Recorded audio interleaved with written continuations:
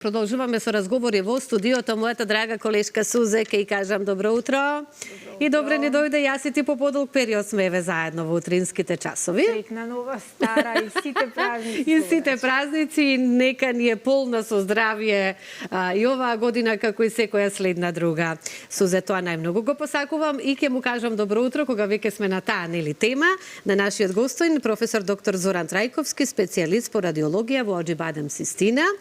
Новитети во третман на болка. Повторно ли имаме некои новитети? Со оглед на тоа дека и минатиот пат зборувавме и сега повторно има нешто ново. Да, сега ни е ново што формиравме Центар за третман на болка. Значи еден сеопфатен пристап. Ние сме како радиолози дел од тој центар кај што со своји методи третираме болка.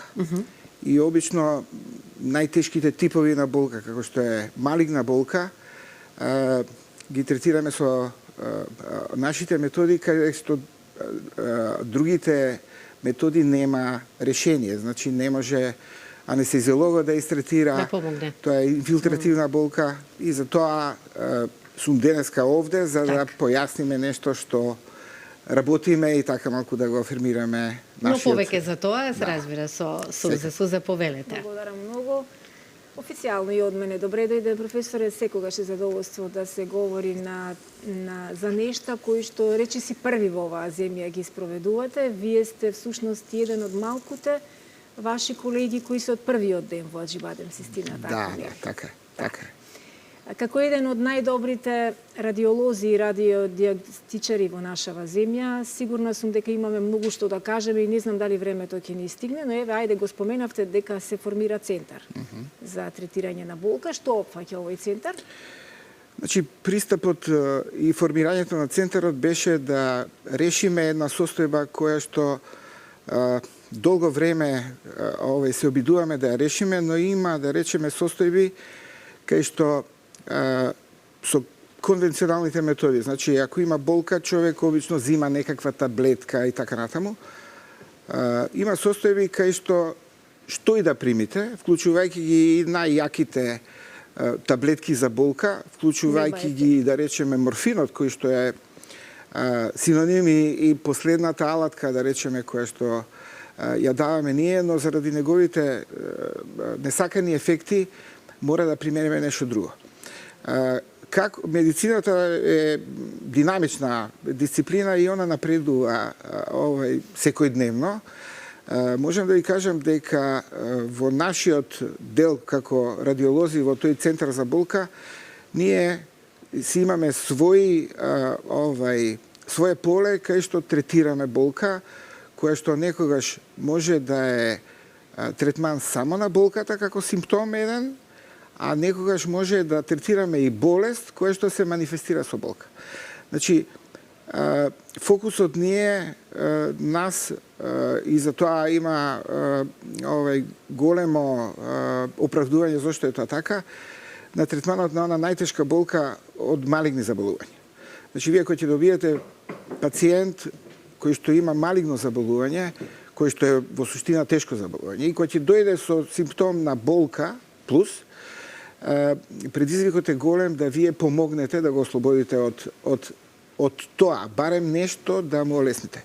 Значи, ние кажуваме дека е тоа палиативна, не ја решаваме основната болест, но го ослободуваме од нешто што му го компрометира нормалното живење, знаете.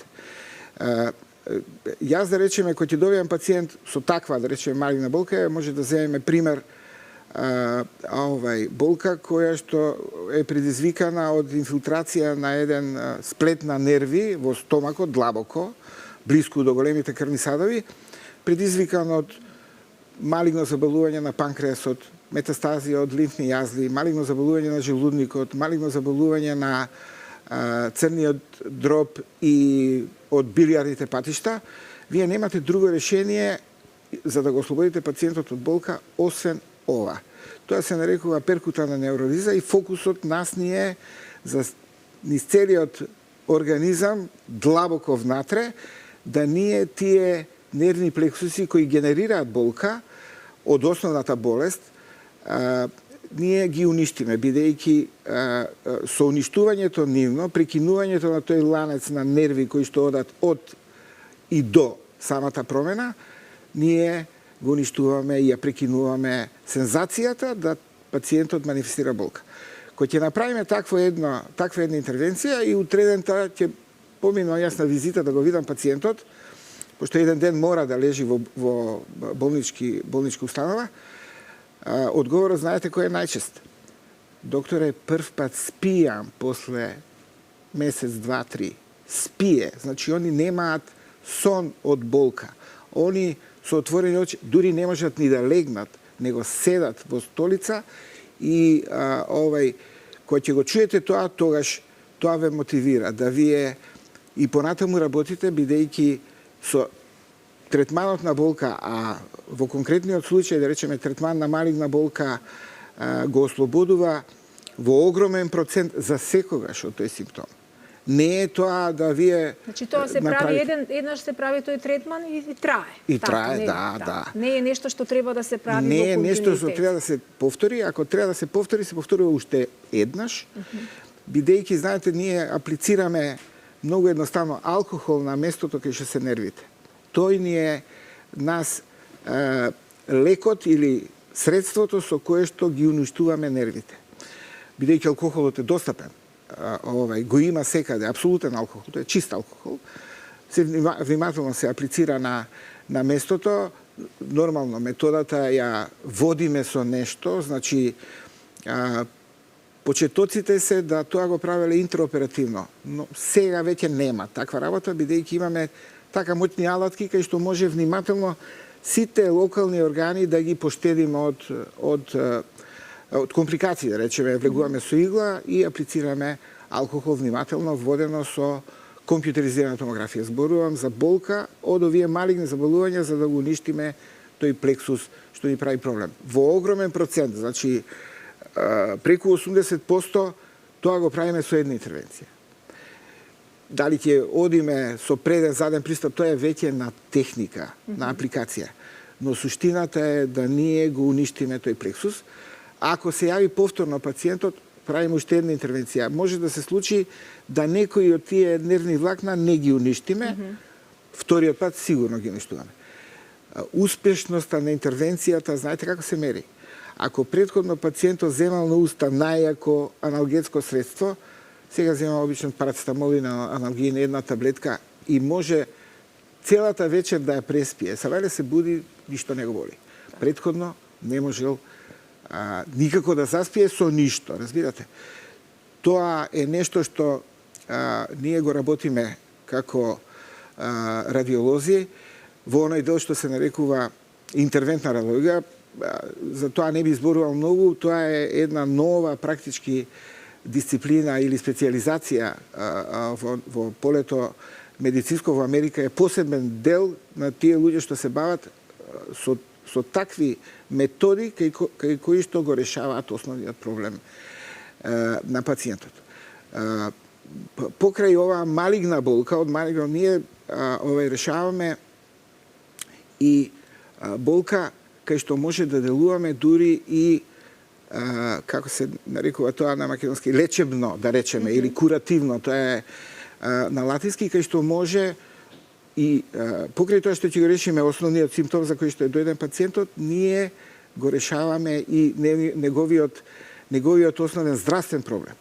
Такви примери има неколку, кај што да речеме правиме аблација на една бенигна промена која што се манифестира со болка. Кога ќе ја диагностицираме, детектираме, кој што се нарекува да речеме остеитостеом, тоа е на скелет, на коска, но може да биде лоциран во било кој дел. Сме имале на долгите коски промена, сме имале на рбетот промена. Кај што предизвик за нас да влеземе внатри и да ја уништиме. Имаме моćни алатки, како што е радиофреквентна аблација, криоаблација во последно време. Тоа се тие аблативни техники кои што ги работиме веќе 2-3 години, кај кои што го решаваме проблемот со решавање на болката, го решаваме и основниот проблем. Нема потреба од дополнително оперативно лекување, од дополнителни тераписки средства. Значи, толку е моćна таа техника да го ослободува пациентот и од неговата основна болест. И тоа е нешто на крај кај кој што вие ќе бидете задоволни за тоа што пациентот го ослободувате од дополнително, да речеме, или од примарно оперативно лекување. Полека тоа го сваќаат и клиничките доктори, бидејќи е едно правило кај нас да не му наштетите на пациентот. Вие може да му ја решите основната болест, но да има нус ефекти многу. Тоа не е така ретка појава во медицината, да ја постигнете целта, но од другите работи пациентот да има проблеми цело време. Овде нешто што е многу битно, минимално инвазивно. Знаете, вие со една интервенција која што трае, да речеме, извесен период, пациентот е еден ден во болница заради стабилизација на состојбата и така натаму, бидејќи ние не сме многу нежни во тие. Значи, користиме загревање локално, користиме ладење локално, кај кироаблацијата, користиме тие се основните техники. Треба внатре да влеземе, да речеме, ако е коска во прашање, а проблемот е внатре во коската, треба да стигнете до промената. Значи, имаме алатки кај кои што правиме одредено каналче за да може да ја пласираме. Кога тоа ќе го направиме, тоа е болно само по себе, кога ќе вие да допрете коска со обично игличе, пациентот реагира, бидејќи таму има нервни залачетоци. Тука доаѓа помошта од нашите драги соработници анестезиолози. Кога ќе осети пациентот болка, а интервенцијата се работи во ако не е стварно мал пациент кај што треба да даете општа анестезија, во ние велиме потенцирана аналгезија и седација. Значи, прагот на болката која што ние му ја намесуваме со интервенцијата, го супримираме од друга страна со помош на анестезиолозите. И они знаат, истото важи и за малигната болка. Кога ќе даете вие алкохол ставите алкохол, самата процедура е болна. Кога ќе го почнеме да го даваме и пациентот почне да реагира, тука настапува анестезиологот и ја супримира болката. И пациентот и за време на интервенцијата и после тоа може да има болка, за тоа се тие еден ден услови кои што се болнички, кај што може вие да ја третирате болката со комбинација на лекови давани венски. Да. Сакав само да искоментирам нешто.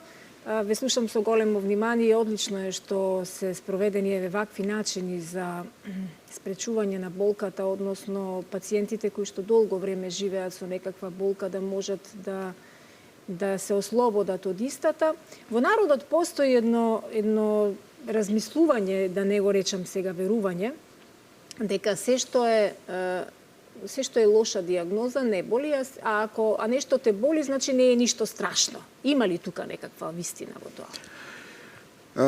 Одговорот, знаете како ќе биде? Болката е сојузник на организмот или на пациентот. Ако се појави болка, ние го вклучуваме алармот. И самиот пациент треба да вклучи аларм зошто го боли. Добра диагностика треба. Значи, треба да видиме од каде е генерирана болката. Кога ќе видиме од каде е генерирана болката, може да ја третираме. Значи, палетата, нашиот фокус, да речеме, е на малигната болка, бидејќи е една болка од тешките заболувања. Значи, тогаш се постигнува и диагностика. Во овој делот кај што се малигните заболувања, ние го ослободуваме пациентот од болка. Точно е тоа дека малигните заболувања не болат. И за тоа кога ќе ги откриеме и кога ќе се појави болка, тоа е веќе доцна. Разбирате? За да откриеме нешто рано, треба да направиме американците и англичаните имаат еден термин кој што се нарекува скрининг, ја не можам на македонски да го преведам. Тоа значи дека ако сакате да откриете рано карцином на бели дробови, скринингот не е да направите слика на белите дробови или рентгенска графија како порано што мислеа, него треба да направиме компјутеризирана томографија со висока резолуција за да видиме некој чворче кој што после тоа следи биопсија и рано може да го детектираме. Ако рано детектираме малигно заболување, не боли воопшто. Истото е кај жените, да речеме. Жените страдаат или жените ги убиваат под наводници две малигни заболувања, тоа е малигномна дојка и малигномна грлена матка. Огромен процент од тие малигноми ги убиваат нашите жени под наводници кажано. За двете методи имаме многу фини, моćни алатки да може рано да ги детектираме. Жената треба да направи само мамографија и треба да направи еден тест кој што се нарекува Папа Николао или ПАП тест, популарно кажано.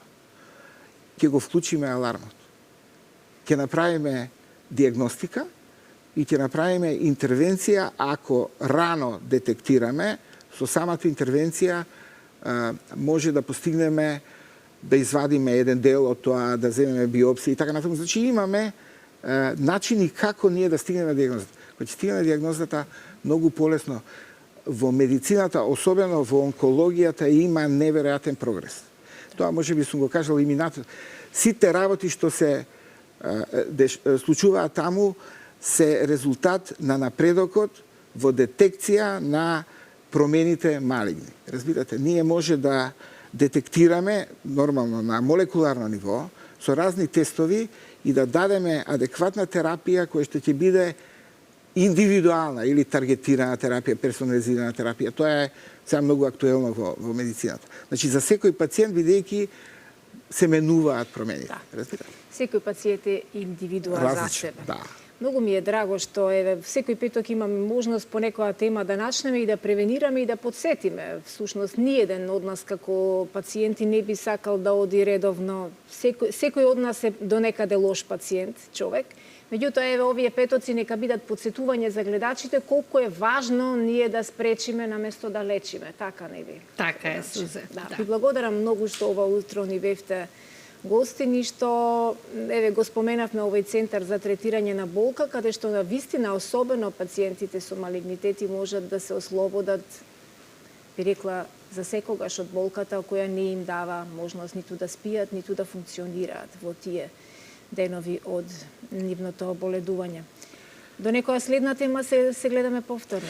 Благодарам за поканата, ми беше задоволство да кажеме нешто за кое што може многу да направиме, разбирате?